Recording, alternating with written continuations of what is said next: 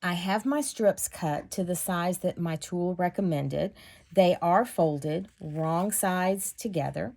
And no, your eyes are not deceiving you. I am going to be cutting through 4 layers of fabric. Now, I've already cut off my selvage edges, so I have a nice straight edge. And then when I go to use my tool, it tells me, it directs me to place that nice cut straight edge on this thick black line.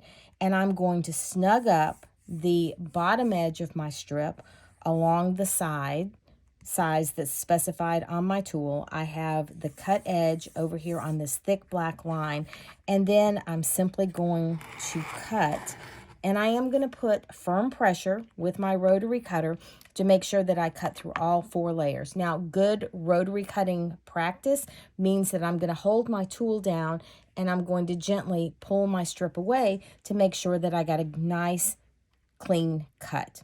Okay, so that's super great and easy. What about this angle now? Because I want to keep cutting on my strip. No worries. We are going to rotate our tool 90 degrees, and there's a little line down here that says second trim. And we're going to snug that little line up on the bottom edge of our strip, and we're going to take that angle and line it up with the cut that we just made, and then we're just going to repeat the process.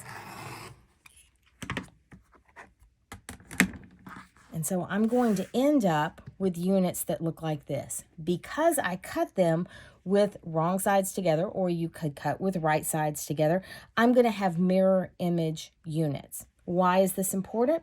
Well, let's look at it. If I want to make a unit that angles from the bottom left to the top right, then I'm going to need that right side up, and I'm going to place its companion unit just like that.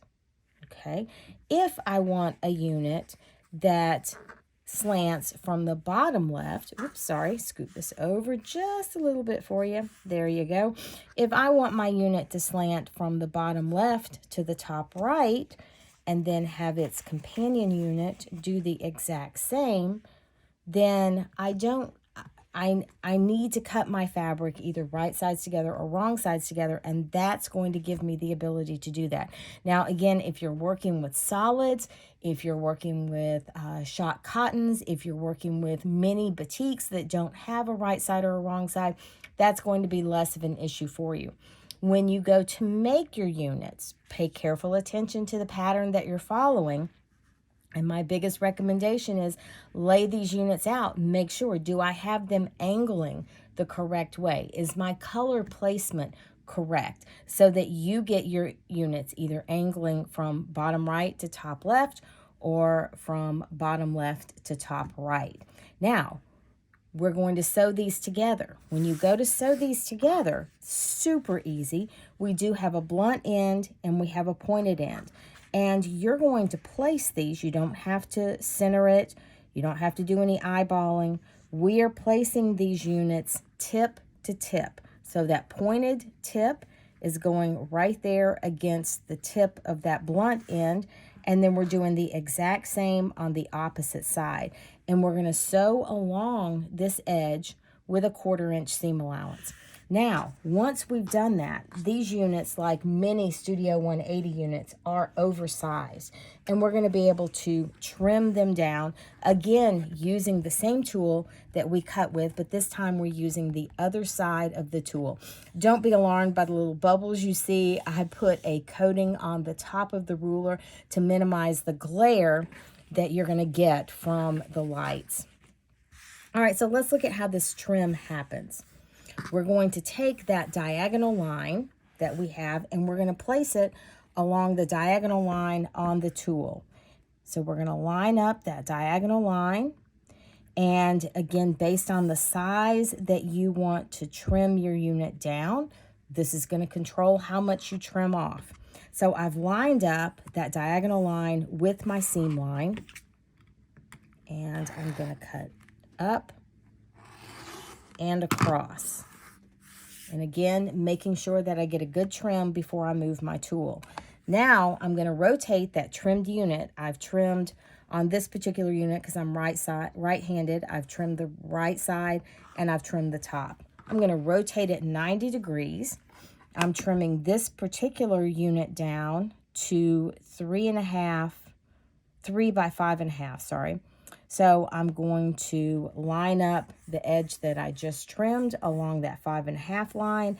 I'm going to line up the top edge that I trimmed along the 3 line, and my angle is laying right there on top of my seam line. And I'm going to trim up and across. All right, now you may remember, got a little dog ear there, got to trim it off. It doesn't want to go, does it? There we go. So this is my unit that angled from bottom right to top left.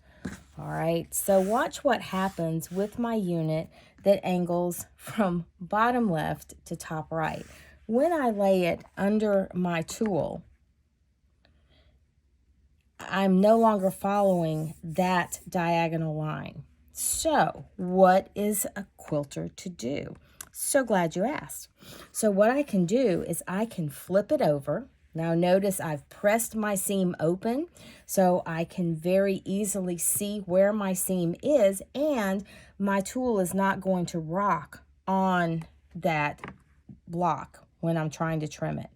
So because I've pressed my seam open, it's nice and easy to see what I'm doing. If you've pressed it to one side, you just want to make sure that you've got that stitching on that diagonal line.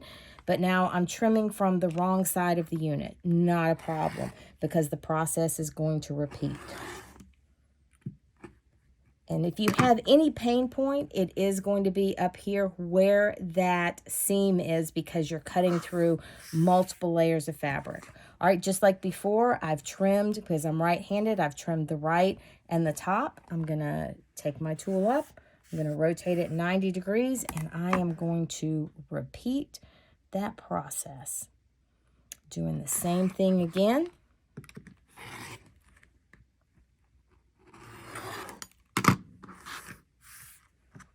And now I have mirror units. So that's the Split Rex tool. It makes making these long rectangles, split rectangles, long half square triangles, however you want to think about the unit, it makes it super easy to make and very, very accurate. So I hope that's helped. Until next time, happy stitching.